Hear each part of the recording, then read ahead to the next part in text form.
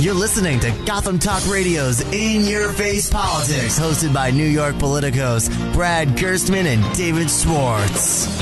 We're back for the second segment of Gotham Talk Radio with Brad Gerstmann and David Schwartz here live. Not really live, but you're hearing this on a Sunday.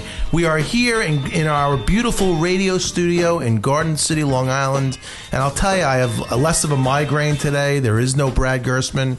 Brad Gerstmann got stuck at one of our clients, a great client of ours, I have to say, and he's out there right now. He's doing the good deeds, and I'm sitting here with our friend, our mentor, hedge fund extraordinaire, hedge fund manager, Corey Ribotsky. Thank you for being here with us on Gotham Talk Radio. It's really a pleasure to have you. And my pleasure to be here. And let's talk about some current events, Corey, because I want to tap into your expertise.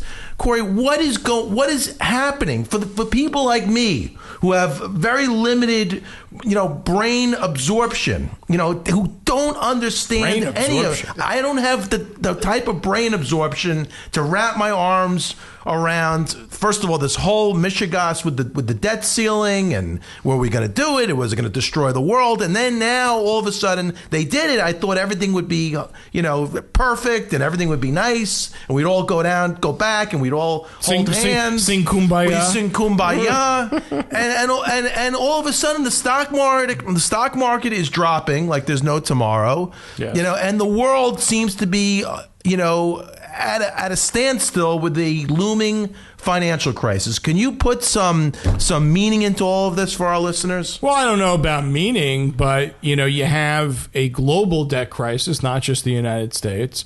The United States handling of its own debt crisis and its own ability to increase its debt limit is kind of laughable at best. We have to figure out a way to not keep borrowing money that we don't have and we have no way to pay back, right? That's if you just kept mortgaging your house. Right. And it's kind of what got us in this mess in the first place, right? People getting mortgages on homes that they should have never gotten. Right. That's the part I understand that. So you have that. You have major layoffs happening at large companies around the world. There are articles out there about it, but it's really not in the mainstream media yet, and it hasn't really hit yet, because over the next couple of weeks to couple of months, there are going to be thousands and thousands and thousands of workers again that are being laid off, or companies that are being restructured, trying to cut costs and raise their numbers.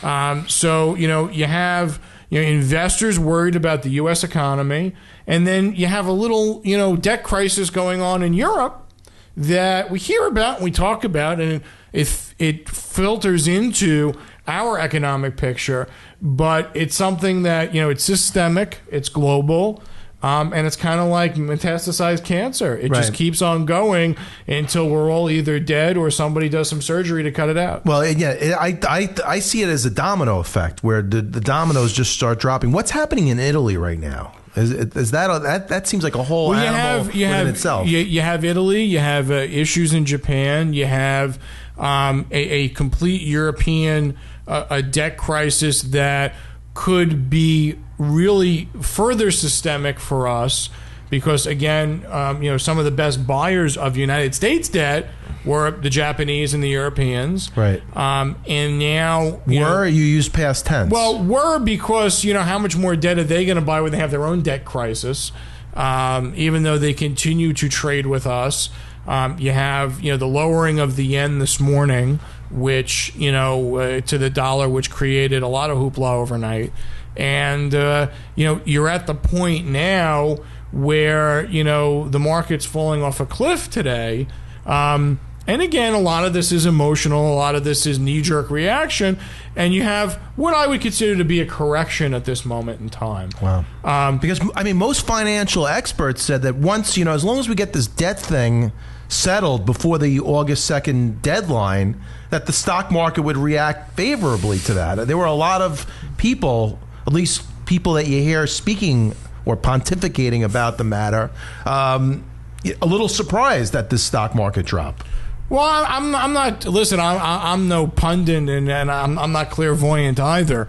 Fortunately or unfortunately, but we knew that the overall debt crisis, and to me, the mockery that we made ourselves look like in the international finance community, when companies like Google and Apple have the same amount of cash on their balance sheet that the United States government does, or more. Is quite laughable to us that a company that sells an iPad and an iPod and a Mac computer could show the government how to cash manage and how to sell products.